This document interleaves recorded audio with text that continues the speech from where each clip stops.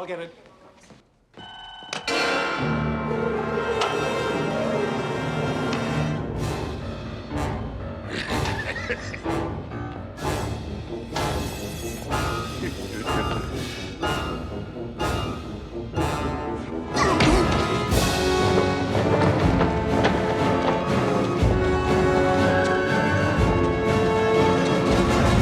I remember when I was a kid, this is one of the things that made me want to be an actor, is I went and saw Dirty Harry with my dad.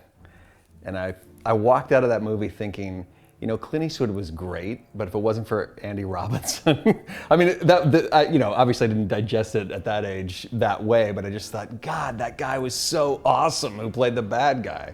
And I still think that when I watch that movie. It's like, he made Clint Eastwood better because he was so good.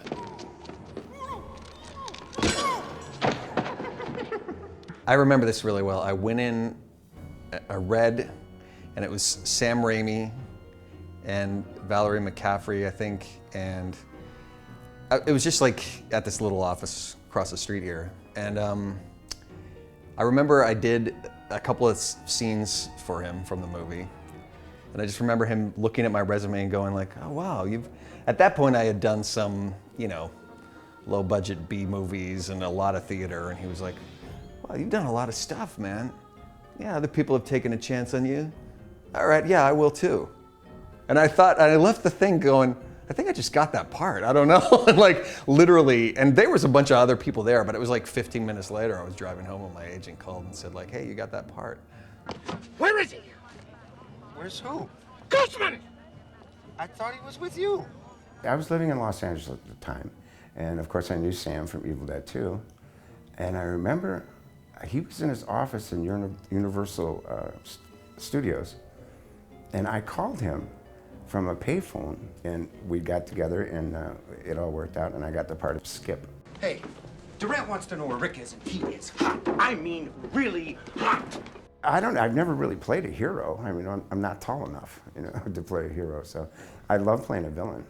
Well, when I first met with Sam, he told me that he thought Smiley and Skip were like Vietnam buddies. But I personally never saw him like that. I thought he was more like the kind of guy who would, you know, kidnap like all the puppies in the neighborhood and put them under the crawl space of his house and, you know, just torture them.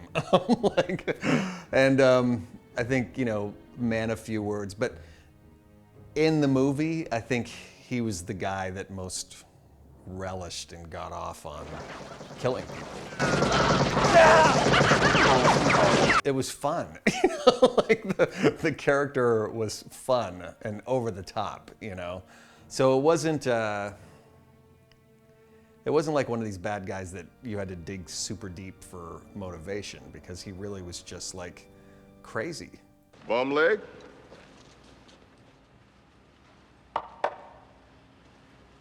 No leg. Skip, for some reason, well, I know the reason, he had one leg, and the reason he had one leg is so that he could hide a machine gun in his artificial leg. That was before computer-generated images, so we actually designed a harness that would take my right leg and bend it up behind me, and with a little quick release, thank God, we could hook my leg up there. And I actually spent a couple months before we started shooting, stretching the ligaments and everything in my knee. I would kneel on the floor and then lay back until I could finally fold my foot behind my back and lay down flat on the floor, and I could do it for about an hour. But after an hour, I was really a cripple, you know. It was, so that's how we did it. We'd hook that little harness up and they'd give me crutches. I think the shoot was only supposed to go for one day, and I think we ended up shooting there for a week, because what they were getting, I guess, was very good, and they just wanted to make it bigger and bigger and bigger. So a one-day shoot turned into a week-long shoot. So it was fun. I mean, the more the merrier. Blowing stuff up and tipping cars over and me hopping around like an idiot. The scene called for me to hop up and down while all this carnage is going on around me. People shooting and cars blowing up and flipping over and stuff. And I'm just hopping on one foot and hopping and hopping. And then when it's all done, Danny Bell just sticks his arm out like this, and I perch. And when we were getting ready to shoot that, I looked at Sam and said, Sam, that's the dumbest thing I've ever heard in my life. That's really stupid. He says, trust me, Danny, when we shoot this, when people see this, it'll get the biggest laugh in the whole movie. And he's right, it did. But I just thought it was so ridiculous, but it wasn't. It worked very well. Most people, I think, who knew Sam Raimi thought like, this guy's gonna make something really cool, you know? So I remember, even on our sets, like, I remember the Coen brothers would come down and just hang out and watch. And I do know as that movie went on and they started seeing dailies, the studio all of a sudden started thinking like, this movie is gonna kick ass. And so they just kept putting more and more gags and more money and more, like that whole thing at the end where he's on the helicopter, and there was so much stuff added to that after the fact, after we were already filming, because they were just like, this is gonna be our big summer movie, let's like pump it up, you know.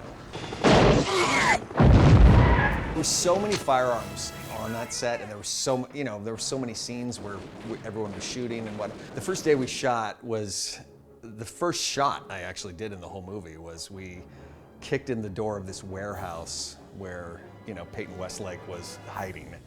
And we both had guns, and we just like, you know, did this like machine gun across where everything was blowing up. They had like a grain thing that opened up, glass breaking, you know, it was just like, so the firearms guys are coming and talking to me, you know, we're like testing stuff out, and the last thing the guy said to me, he handed me this machine gun, and he was like, don't forget to take the safety off before the before the shot. And we ran up, kicked in the door, set, I pulled the trigger, I had forgotten to take the safety off, and all the stuff that was rigged just started blowing up and going off. And all these bottles start blowing up, and there's nothing happening with the gun, so he starts going bang, bang, bang, bang, bang. Sam just looked at him very patiently. He said, don't do that again. It was wonderful. You have been a bad boy. Lab Explosion was awesome, you know, because like as a young actor, like getting to play both sides of the frame and getting to kill yourself basically was fun. It was interesting, you know. I did one half as myself, like seeing, you know, and they just put like a C-stand with a little piece of tape for an eye line for me. And then I went back into makeup, and they had to put these like super blue contacts in my eyes to, you know, approximate what Liam was wearing. First, I remember that really well because I'd never worn contacts. So it took about 25 minutes to get them in my eyes, and when they finally did, I was like, my eyes were like red, like they were like, and just like burning, you know, which probably actually helped the character because just keeping my eyes open, it looked demonic and crazy. And then, like I said, it was like, I mean, when you see it in the movie, it's pretty brief, but I definitely worked on like the physicality that Liam had talked to me about with his character and how he would move as opposed to how my character would move. And a brief moment, but Sam wanted me to spend some time with Liam and see how he like walked and moved and da-da-da. And he was totally helpful to me because he came over and he said, so yeah, Dan, this is what, you know, this character, this is what I'm thinking about it, this is why I walk like this, I drag this leg behind me when I do this. And I thought that was actually pretty cool, you know. Sam actually said this to me, which I thought was a great compliment. He said, I'm grateful to you because every film needs one villain that the audience really hates and cheers when he gets like killed. And he said, and I think you're that guy in this movie.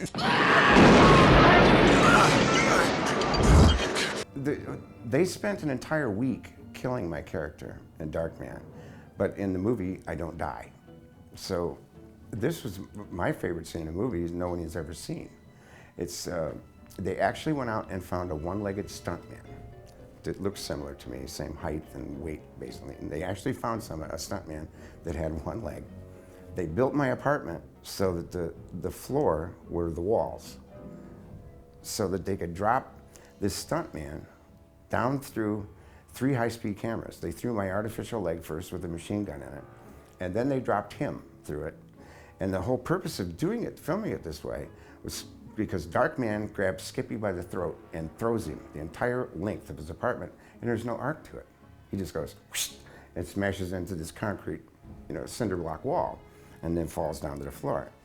Well, and then of course Darkman grabs him by the throat, Skip by the throat, and holds him up against the wall and starts punching holes with his fist through this cinder block wall all around his head. Saying, tell me what I need to know, tell me. And Skippy's just saying, I told you everything, I told you. He says, I know you did. Let's pretend you didn't. So that was the whole line, which later on, Ted Raimi actually says that line. But for some reason, I guess it was technical problems. The scene didn't work. I think you could see the hydraulic pistons that were, connected to Darkman's bony fist. So they never used it all. But that was my favorite scene, and it's not in the movie. I remember walking away from the theater thinking, I didn't die. Are they doing sequels? But of course they did sequels, and I wasn't in any of them, but that was partially my choice. The fact, it didn't become like the blockbuster they were anticipating. I think it was good, it did well, but I think that because of that, it's, as opposed to say a movie like, the first Batman with Michael Keaton, where it's made so much money, it almost chokes you. You feel obligated to say either it was great or it was awful. Darkman still kind of had that cult thing. And so I think people that like cult movies could still like it. It's still my favorite movie I've ever been in. I still think the film holds up really well, It's one of my favorites. Actually, my favorite movie is Darkman. I love that movie. It was so much fun to shoot it. I got to work with such great people. Liam Neeson, Frances McDormand, Larry Drake. As far as I'm concerned, those are three of the best actors on the planet. And the writing was great. It was filmed very well. It's funny. It's a little over the top in places, but that's Sam Raimi's, that's his trademark. I thought it was a marvelous movie.